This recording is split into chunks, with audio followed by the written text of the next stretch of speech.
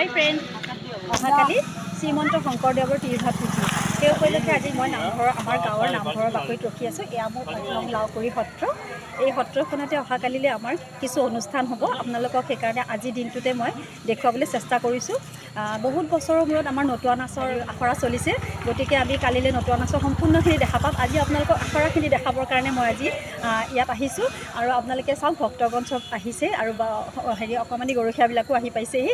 আপোনালোকে আজি যেনেকৈ ভিডিঅ'টো চাব, কালিলৈ আপোনালোকক সম্পূৰ্ণখিনি দেখুৱাম, যিহেতু ভিডিঅ'টো চাব বুলি মই আশা ৰাখিলোঁ।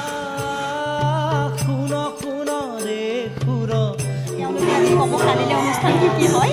কালি আমাৰ কি হ'ব? ৰাতিপুৱা আমাৰ কালি গীত হ'ব, গীত গোৱা যাব ৰাতিপুৱা।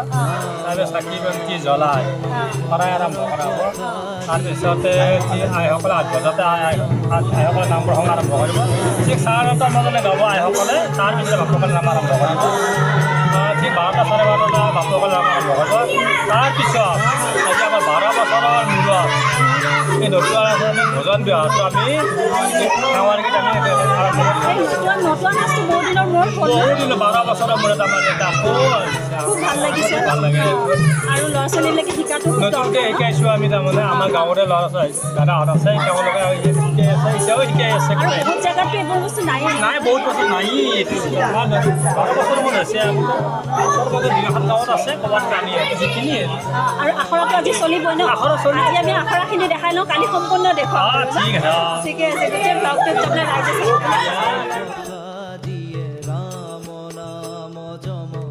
সমৰ কথা দিয়ে সমদলে